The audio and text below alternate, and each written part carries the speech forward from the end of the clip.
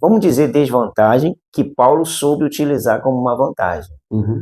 Porque você saía para fazer uma viagem, A sair fora, né? Eu fico vendo isso porque uma coisa que me deixa triste, Aguinaldo, eu sei que você vai me dar razão muito disso aqui, que você, além de ser um bom estudante, você também trabalha com livros. E você sabe muito bem que hoje você entra numa editora, numa livraria, assim, livro. é o Espírito Santo, Por é exemplo, Deus. a tecnologia junto com o Espírito Santo. Quer dizer, as coisas iam fluir. Então ali fica claro que ele então estabeleceu presbíteros ali, e ele ainda fala assim, a preocupação minha é que Vamos aí aguardar a próxima conversa nossa aqui e não fique atento aí.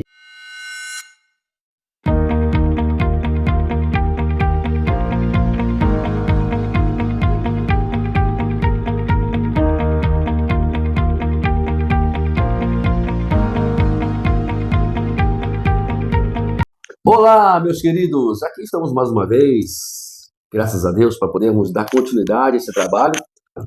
E o objetivo, né, desse nosso trabalho aqui é falarmos da palavra de Deus. Esclarecimento, conhecimento, leva vocês aí a entenderem mais um pouquinho daquilo que Deus tem escrito na palavra. Então, aqui com meu amigo Aguinaldo, prazer poder estar mais uma vez com você aqui, rapaz. bom, é uma satisfação imensa, sabe?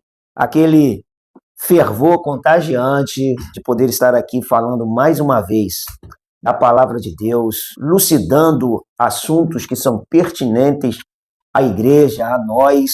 E, mais uma vez, nós estamos trazendo aquele bate-papo reflexivo sobre a palavra de Deus e, dessa vez, nós estamos aí com uma temática muito boa. Rapaz, já viu falar já daquele título, Retornar ao Primeiro Amor? Tem até hino, né? Volte ao primeiro amor. Eu era bebê nessa época, né? Tem muitos anos. Então, gente, hoje nós vamos falar sobre uma carta dirigida à igreja, uma das igrejas da Ásia Menor, né? É a igreja de Éfeso. Eu queria que você já pudesse ler, e já ouviu muitas pessoas pregando, né, Renato, sobre essa passagem, né? Eu lembro das suas obras, eu lembro das suas obras, mas volta primeiro. Na verdade, nós vamos estar fazendo uma série de mensagens aqui sobre as igrejas, as 7 igrejas do Apocalipse. Então, nós vamos estar batendo esse papo sobre as 7 igrejas, vamos analisar o que cada uma delas tem em comum conosco, com os nossos dias atuais, e vou lhe dizer que nós vamos descobrir que temos muitas coisas em comuns.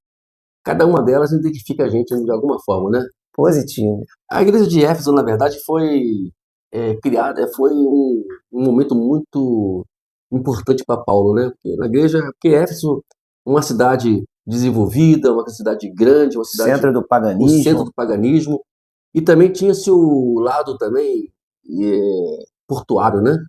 Com certeza. Que hoje as igrejas podiam, se as igrejas fossem um pouquinho mais inteligentes, né? Aproveitava, né? Por exemplo, hoje nosso Itaguaí, nossa cidade de Itaguaí, uma cidade portuária, né? Podia aproveitar tudo isso, né? E Paulo tinha essa mentalidade, né? Naquela época você tinha uma desvantagem, vamos dizer desvantagem, que Paulo soube utilizar como uma vantagem. Uhum. Porque você saía para fazer uma viagem, você não tinha um navio que era próprio para a viagem. Você tinha que ir lá pagar a sua passagem num navio cargueiro e fazer essa viagem dentro desse transporte que já estava de navegação para aquele atual local onde Paulo queria ir. Então ele aproveitava esses momentos para fazer da viagem um centro de pregação da palavra de Deus. E hoje, né, deve ser uma das chaves, né? Eu falo que eu estou falando numa certa ou no outro canal meu sobre a questão de evangelismo, né? Que é uma parte muito importante hoje, é quando você aproveita essas oportunidades.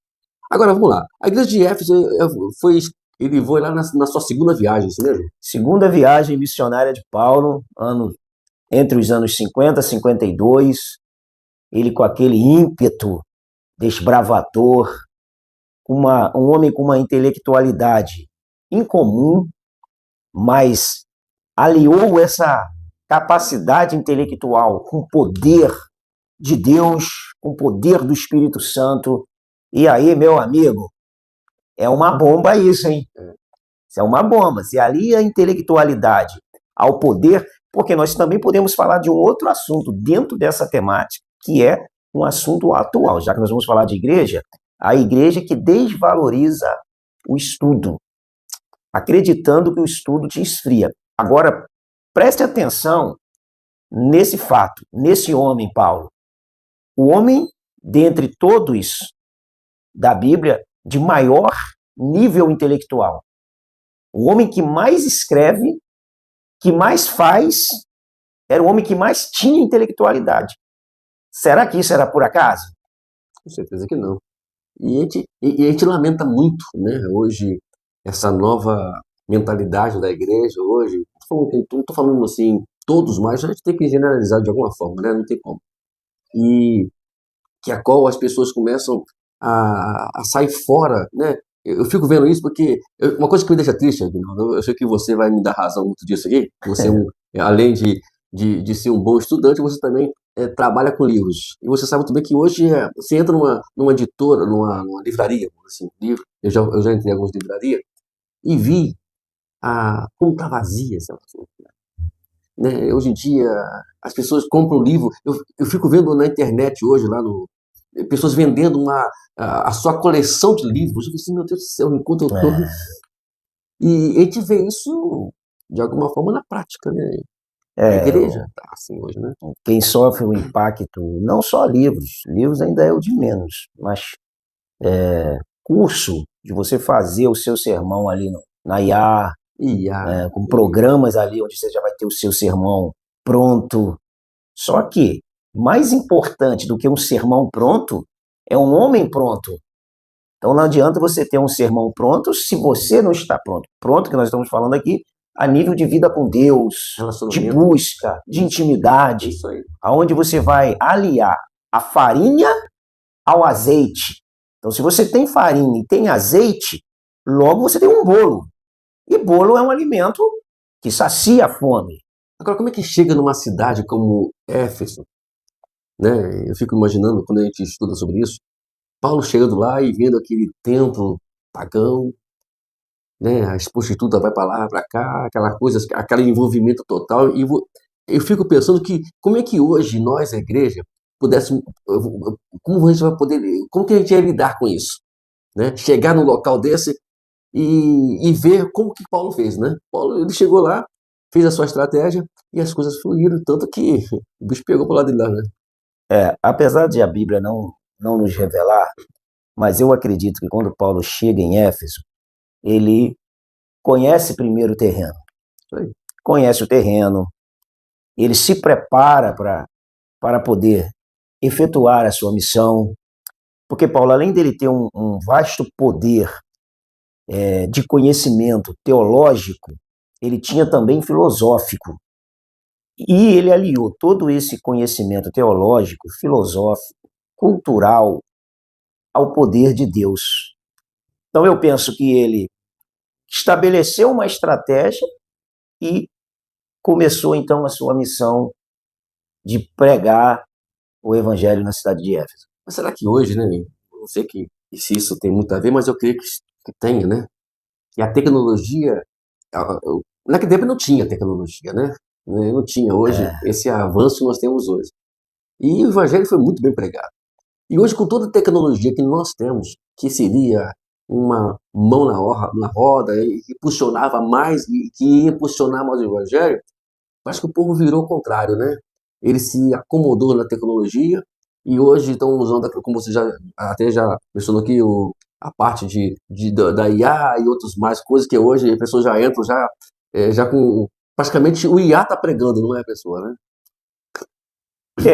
A tecnologia, ela tem o sentido bom e o sentido ruim. Se soubermos utilizarmos, benéfico. Se não soubermos, maléfico. Isso aí. A tendência é que a tecnologia prejudique mais nós e automaticamente vai prejudicar as nossas ações. Com certeza.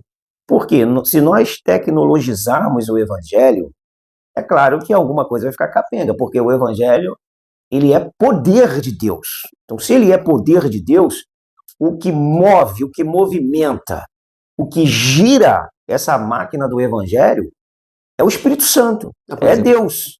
Hoje nós temos o YouTube, a gente vai indo para o nosso canal aqui. Participe do nosso podcast aí, não deixe de deixar o seu comentário, não. Comente, se inscreva no canal e compartilhe esse bate-papo sobre as igrejas. Só o início, hein? Mesmo porque também eles fazendo o seu like aí, você vai ajudar que a plataforma envie para outra muita Positivo, né? positivo. Então vamos lá. Hoje tem no nosso canal, tem o YouTube, que é uma plataforma que é mundial, né? Então, naquele tempo não tinha nada disso, mas o Paulo ia de casa em casa, o evangelho, e fluía. Hoje, se a gente fosse levar, vamos supor se Paulo estivesse conosco aqui, será que não ia, fosse aqui daquele tempo, não ia evoluir mais? Porque o evangelho chega mais rápido, né? Sem precisar sair de casa. Com certeza. Ele ia utilizar todos os meios, tanto tecnológico como o não tecnológico. Então, ele ia agregar muito mais velocidade na pregação do evangelho. Agora, eu não posso esquecer, a gente não pode esquecer, de que o que fez com que Paulo apregoasse com tanta velocidade, mesmo andando embarcado e andando a pé, que não tinha essas tecnologias de hoje, foi a presença do Espírito Santo, porque o homem tinha de Deus. Então, imagina agora agregando isso junto, né? A tecnologia junto com o Espírito Santo. Quer dizer, as coisas iam fluir melhor. Então, você chega numa cidade como essa, onde o paganismo em que imperava, né? Uma coisa que deixou claro aqui é que Sodoma e Gomorra, né, era uma cidade que ela estava dentro desse mundo caído moralmente, né? Agora, você chega lá em Éfeso e vê uma situação quase a mesma, né? Porque ali imperava o paganismo. E vemos que Paulo agora entra lá e começa agora a fazer a sua investida missionária. Começa tudo ali. Isso.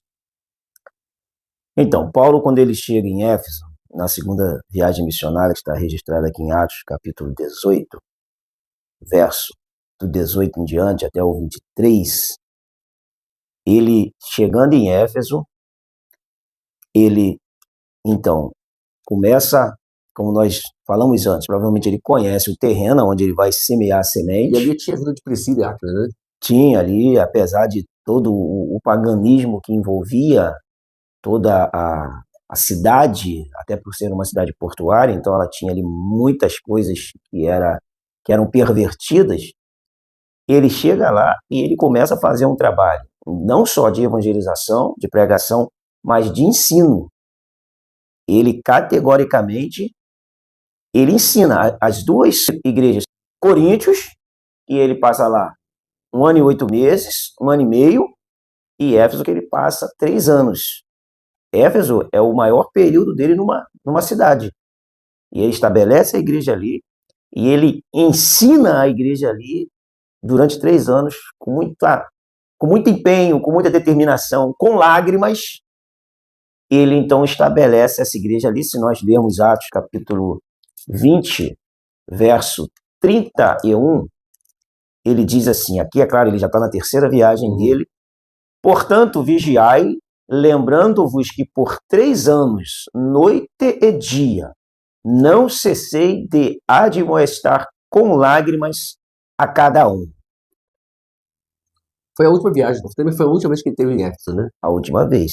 E ali, além disso tudo, Paulo faz algo que hoje, né, eu conheço uma igreja que ela está construiu um templo, olha só, Aguinaldo, escute o que eu vou te falar, que construiu um templo, está fazendo um ponto de pregação num dos bairros de Itaguaí, e perguntei para uma das pessoas mesmo assim, e obreiros? Não tem. Aí perguntei, mas como pode isso? Eu não estou conseguindo entender como eu penso em construir templo, eu penso em abrir trabalhos, mas eu não estou me preocupando em formar obreiros. Como é que é feito isso? Perguntei ela. Não estou entendendo. Até eu coloquei a exposição, olha, se você quiser, eu estou aqui à disposição para ajudar, mas só que isso aí está meio confuso. Não vai progredir. Né? Não é problema de... No caso aqui, Paulo pensou muito nisso, né?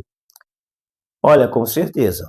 A duração do período de Paulo em Éfeso, ele estabeleceu, deixou uma igreja estabelecida e com presbíteros. Porque na terceira viagem dele, ele fala justamente sobre isso. Quando ele chega em Mileto, ele vai então se despedir deles, ele manda chamar os presbíteros de Éfeso. Então ele fala que ele estaria de partida, de Mileto, ele estaria de partida, e eles não veriam mais o seu rosto. Então ali fica claro que ele então estabeleceu presbíteros ali, e ele ainda fala assim, a preocupação minha é que a partir da minha saída se levante lobos vorazes entre vocês e não poupe o rebanho.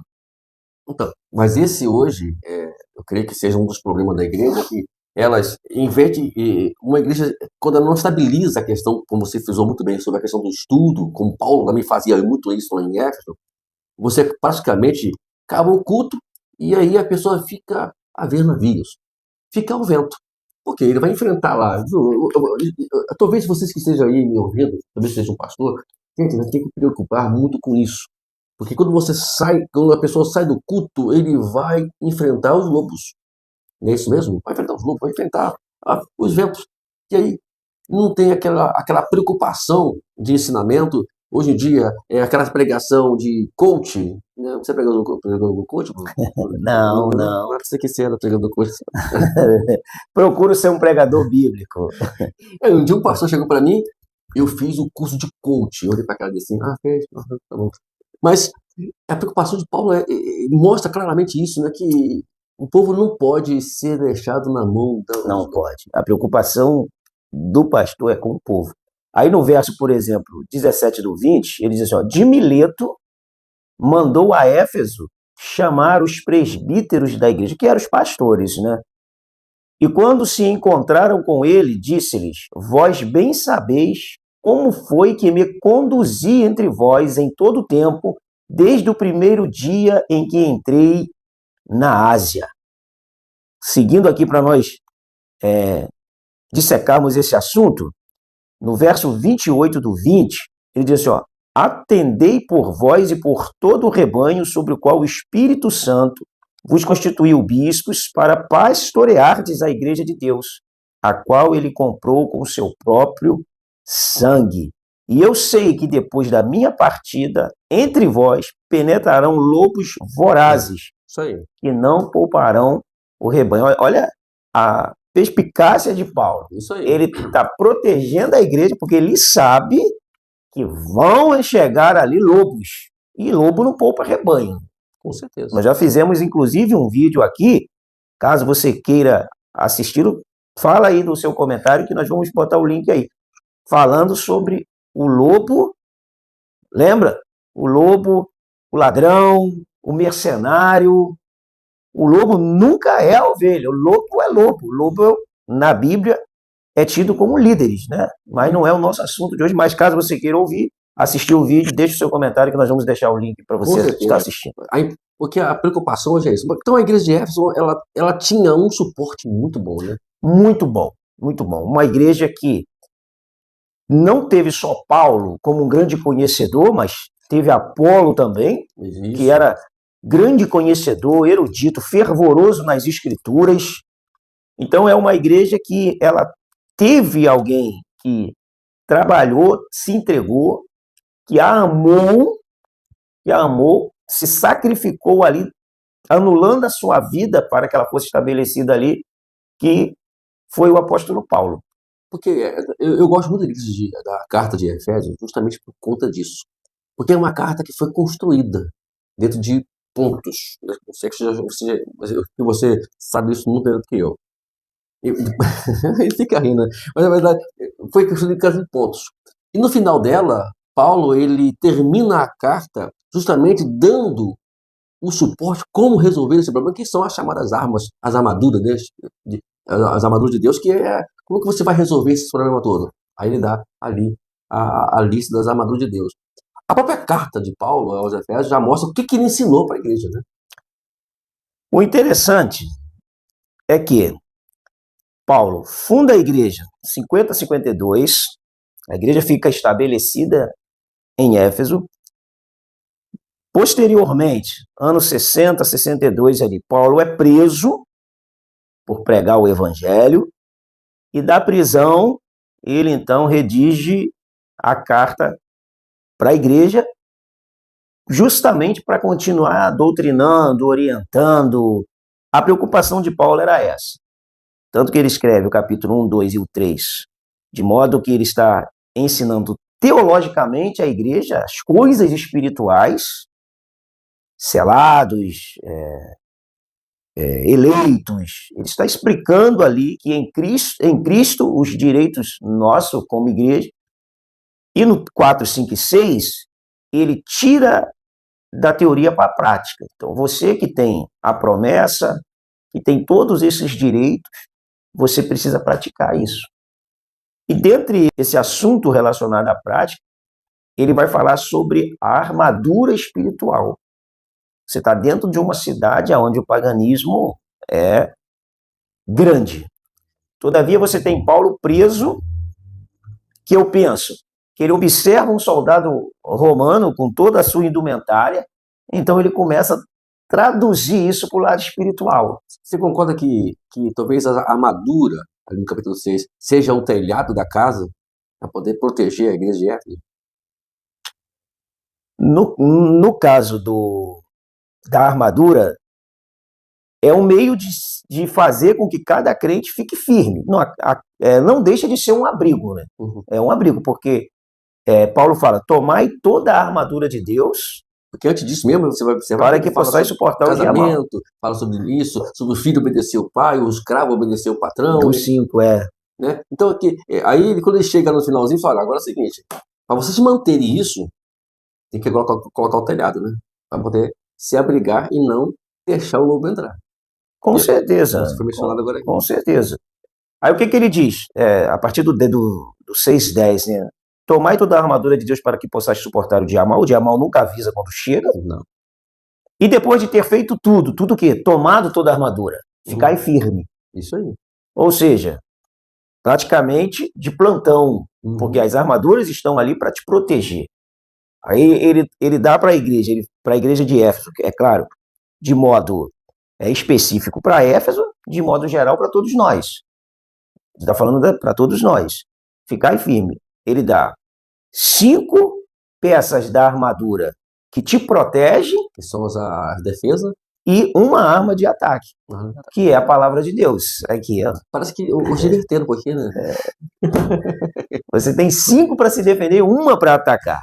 E você tem que conhecê-la. Lembra do Éden? Você come de todas as árvores do jardim do Éden, mas dessa não comerei. Acho que estão fazendo a mesma coisa, eles estão atacando em vez de se defender. Aí começa a ver essas coisas todas aí. Depois de protegido, você então está pronto para atacar. Ele fala, então você vai ficar firme. Depois que você fizer tudo isso, você vai ficar firme. Agora, tomar toda a armadura. Isso quer dizer o quê? Isso quer dizer que a armadura, a partir de que você se converte, que você entra para o caminho do Senhor, é como se ela estivesse ali, pendurada. E você vai lá e toma. Isso aí. Porque senão a gente permite pensar que quando você se converte, Deus pega uma armadura e te dá, toma, essa armadura aqui é sua. Não tem que pegar. Não, a sua armadura está ali. Vai lá, pega a sua armadura, ela toma a sua armadura. Isso aí. E veste. Agora, eu tenho que vestir, né? Você tem que vestir. Como que nós vamos nos apossarmos dessa armadura? Palavra. Exatamente. Voltamos àquele ponto que você deixou bem claro aqui sobre a questão das instruções bíblicas, né? Então, o que acontece? Às vezes as pessoas estão lá, vão para o culto, tem um coach, né? Com a mensagem consoladora que vai confortando o coração, Deus vai ter a vitória, e você sai daquele culto daquela maneira que da vitória chega lá fora e não tem vitória. Aí cadê a vitória, né? Porque Deus não tem compromisso com a nossa palavra, né? Mas Deus tem compromisso com a palavra dele. Exatamente. E a palavra dele, Jeremias 1:12, ele vela para cumprir. A dele. A dele. Não a minha. A minha, quem vela para cumprir sou eu. E não cumpre nunca. Para podermos fazer uma introdução para o nosso próximo vídeo, né? A próxima conversa nossa, a gente vai ter daqui para frente. Eu creio que a igreja, quando João escreveu, a gente observa mais ou menos isso ali no capítulo 2 de Apocalipse, quando João escreve a carta, né? Ele parece que ele está tudo dentro desse padrão aqui, né? Dentro desse texto de Paulo, né? Que a igreja era uma igreja avivada, uma igreja ativa, uma igreja que fazia acontecer, assim por diante, mas de repente eles perdem o que mais era precioso. Não vamos falar ainda sobre a igreja de Éfeso, não, peraí, lá de Apocalipse não, estou só fazendo produção só. Aham. Mas acredita que, então, quer dizer que essa carta aqui, ela dá a entender isso, né? Que o João, ele pegou esse fio aqui, né? É uma característica bem nossa, né? Quando nós começamos no Evangelho, nada nos segura. E com o passar do tempo, o costume com o Evangelho nos mata. O problema hoje é isso, né? O costume com o Evangelho nos mata. Quando a pessoa começa a bater no peito e falar assim, eu tenho 10 anos, eu tenho 15 anos, eu tenho 20 anos, não existe tempo de casa na fé. A fé não tem tempo de casa, a fé tem tempo de constância com Deus.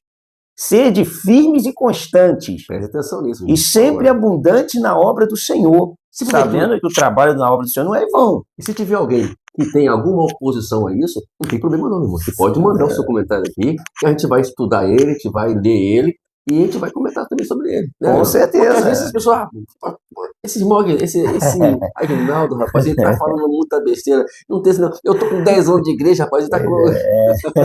As pessoas batem no peito, não, porque eu tenho 30 anos, mas eu quero saber de intimidade, de conhecimento de Deus. O que você aprendeu? O que você viveu? Qual é o nível de relacionamento de Deus durante esses 30 anos, né? Essa é uma pergunta que nós devemos fazer. Eu faço sempre isso, acredito que ele não me faz também, e nós devemos fazer sempre, né? Pergunte para você mesmo, qual é o nível de relacionamento com Deus durante esse tempo todinho que você passou no Evangelho? E aí, conclui para mim aí, Ignaldo, que estamos chegando no final aqui, essa questão do Éfeso. Nós vamos, então, a partir dessa conclusão, perceber que a igreja de Éfeso era uma igreja bem ensinada, bem estruturada, provavelmente uma igreja fervorosa, porque tinha líderes fervorosos, Paulo, Apolo, que eram conhecedores. Então é uma igreja que provavelmente tinha conhecimento, mas que com o passar do tempo, aproximadamente 3 séculos, 3 décadas, séculos não, perdão, 3 décadas, 30 anos, é muito pouco tempo. A igreja já estava fria, sem amor, mas com bastante atividade. Vai ser o nosso próximo assunto. Mas você falou 30 anos de novo, você está estimando 30 anos, viu? Então, gente, essa é uma forma de a gente entender o que isso passou numa igreja que tinha tudo, fazia tudo, e de uma hora para outra deu uma parada. Será a nossa própria discussão, né? Por que isso? O que envolveu isso? O que aconteceu com essa igreja, meu querido irmão? O que acontece conosco? A mesma coisa, nós não estamos nada diferente e nada melhor do que eles. Quando eu leio isso aqui, eu percebo que nós estamos encaixados. É o espelho que você olha assim, olha, meu Deus. Bom, antes de terminar aqui, eu particularmente, quando estava estudando sobre lendo sobre isso, eu vou dizer sincero para vocês, hein? Abateu aqui uma consciência, dizer assim, vai. Aí deu aquele soprinho assim. Nós não tem nem como a gente falar mal deles. Nós vamos, na verdade, comentar algo para a nossa própria edificação. Porque nós temos muito deles, todavia, é um alerta. Com certeza. É acender um sinal amarelo de alerta, de atenção, porque nós temos o exemplo deles. E eles não tinham. Então, se Deus não poupou Sodoma e Gomorra, que não tinha Bíblia... Imagina nós que estamos com Bíblia aqui. Essa é uma frase no memória de Leonardo Rivenhoux, que não tinha Bíblia. Se Deus não poupou de advertir a igreja, que não tinha nenhuma outra experiência, até porque a igreja era recém... Exatamente. 30 anos, né? O que você acha que Deus vai fazer com a gente? Vai poupar? E aí? Rapaz. Vale um comentário seu. Vamos aí aguardar a próxima conversa nossa aqui. E não fique atento aí, que sinalize o sininho, né? Porque para vocês receber os vídeos. Aí você vai saber que o vídeo chegou. Tá ok? E esse like, ó, é muito importante. Porque com esse like você vai ajudar a gente trazer essa conversa para inúmeras pessoas que estão precisando, e para muitas igrejas, para muitos cristãos, muitos irmãos e irmãs que estão, talvez, nos seus acômodos, dizendo: eu estou bem, estou com 30 anos de igreja. É. Deus abençoe. Até a próxima conversa, gente. Deus abençoe. Deus abençoe.